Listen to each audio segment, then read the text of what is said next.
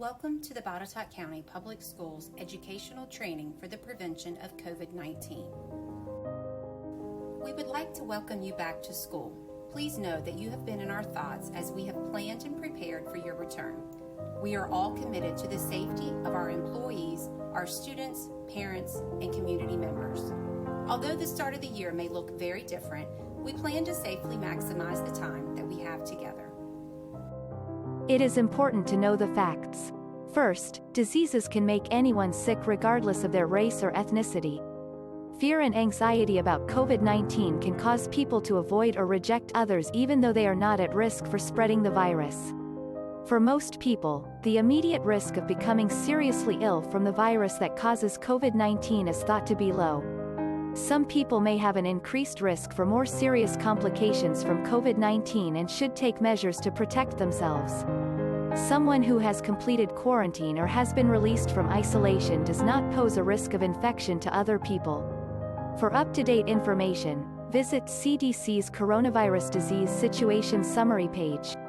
There are simple things you can do to help keep yourself and others healthy.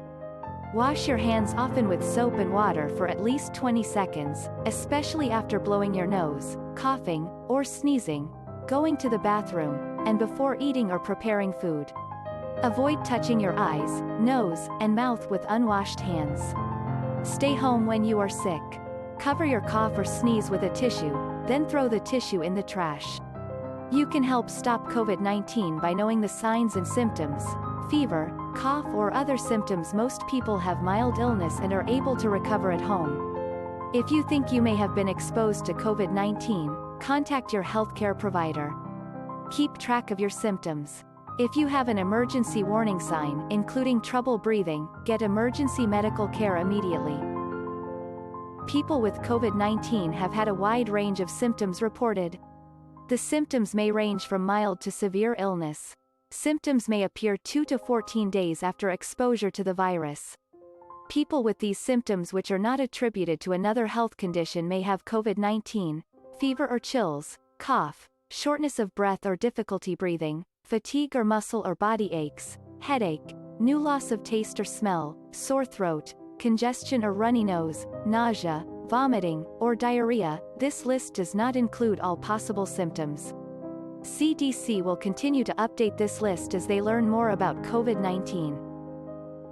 Look for emergency warning signs for COVID-19. If someone is showing any of these signs, seek emergency medical care immediately. Trouble breathing, persistent pain or pressure in the chest, new confusion, inability to wake or stay awake, bluish lips or face. This list is not all possible symptoms. Please call your medical provider for any other symptoms that are severe or concerning to you. Call 911 or call ahead to your local emergency facility. Notify the operator that you are seeking care for someone who has or may have COVID-19. The virus is thought to spread mainly from person to person through respiratory droplets produced when an infected person coughs, sneezes, or talks. These droplets can land in the mouths or noses of people who are nearby or possibly be inhaled into the lungs when people are in close contact with one another within about 6 feet. It may be possible that a person can get COVID-19 by touching a surface or object that has the virus on it and then touching their own mouth, nose, or possibly their eyes. This is not thought to be the main way the virus spreads. COVID-19 may be spread by people who are pre-symptomatic or asymptomatic, not showing symptoms. Frequent hand washing can keep you healthy and prevent the spread of germs from one person to the next. Follow 5 steps to wash your hands the right way. Wet your hands with clean, running water, warm or cold, and apply soap. Lather your hands by rubbing them together with the soap. Lather the backs of your hands, between your fingers, and under your nails. Scrub your hands for at least 20 seconds. Rinse your hands well under clean, running water. Dry your hands using a clean towel or air dry them. Hand sanitizer, that contains at least 60% alcohol, can be used if soap and water are not available. Students should wash their hands or hand sanitize often, especially after blowing your nose, coughing, or sneezing. After using the restroom. Before eating or preparing food. Before or after touching your face.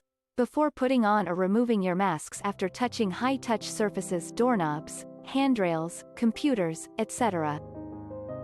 Hand sanitizer, that contains at least 60% alcohol, can be used when soap and water are not available. How to use hand sanitizer: apply the gel product to the palm of one hand. Rub your hands together. Rub the gel over all the surfaces of your hands and fingers until your hands are dry. This should take around 20 seconds. Wash your hands with soap and water as soon as it becomes available. Covering coughs and sneezes and keeping hands clean can help prevent the spread of serious respiratory illnesses like influenza and COVID-19. To help stop the spread of germs, cover your mouth and nose with a tissue when you cough or sneeze. Throw used tissues in the trash. If you don't have a tissue, cough or sneeze into your elbow, not your hands.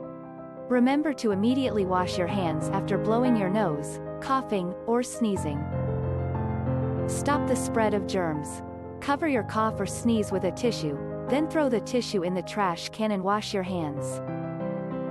Social distancing, also called physical distancing, means keeping space between yourself and other people. To practice social or physical distancing, stay at least 6 feet, about 2 arm lengths, from other people. A minimum of 10 feet will be maintained during all physical activities, and group size limitations must be followed as defined by the CDC, VDH, and VDOE under the phase guidelines in existence at the time of the activity. When physical distancing guidelines cannot be maintained, face coverings are required. Cloth face coverings will be made available to staff and students. Students will each receive one cloth face mask.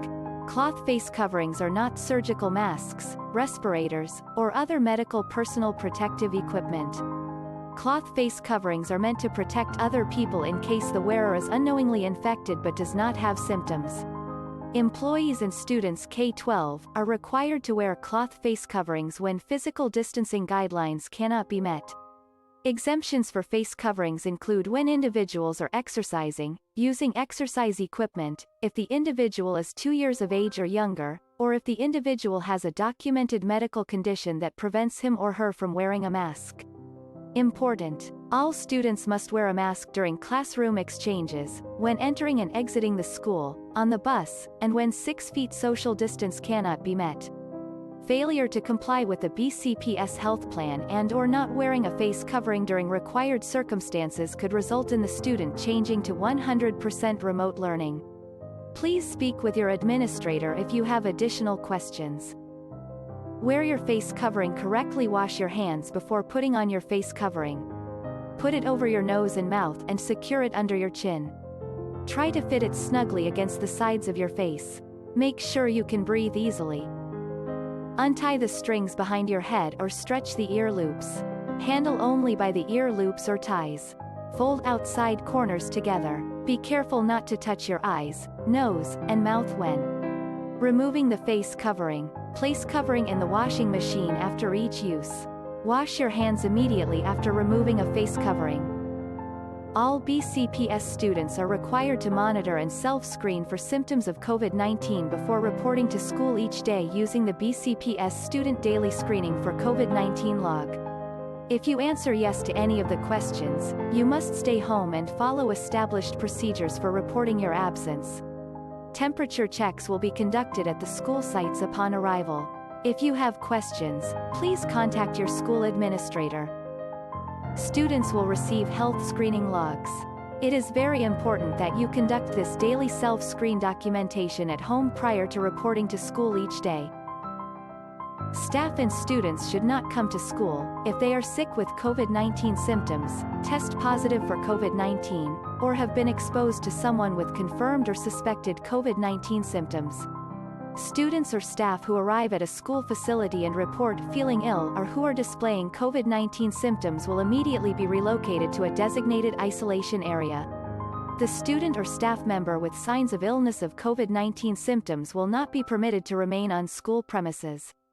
Individuals who are sick will be required to go home or report to their healthcare provider, HCP. The symptomatic student will be required to put on a face covering or mask and sit in a separate area from all other staff and students until he or she can leave the premises. A designated staff member at the school will be contacted to provide care to the staff or student. The designated staff member will maintain social distancing while monitoring the symptomatic staff member or student until he or she can be safely transported home or to a healthcare facility. School personnel will implement cleaning and disinfection procedures of areas used by any sick individuals. Cleaning and disinfecting protocols established by the BCPS Director of Operations will be followed. Designated school personnel will inform the school administrator and Julie Baker, Director of Special Education and Human Resources, for further direction. Thank you for watching. We are committed to the safety of our students, employees, parents and community members. We appreciate your support this coming year as we work together to provide the best environment, educationally, emotionally, and physically for our school. In the months to come, Batitat County Public Schools will continually monitor the pandemic circumstances and adjust school practices following the guidelines set forth by the CDC, VDH and state and local officials. We will work to keep you informed of any changes in practices, policies or procedures. If you have additional questions, please ask a teacher or administrator. Additional resources can be found on the CDC, DOLI, VDOE, and VDH websites.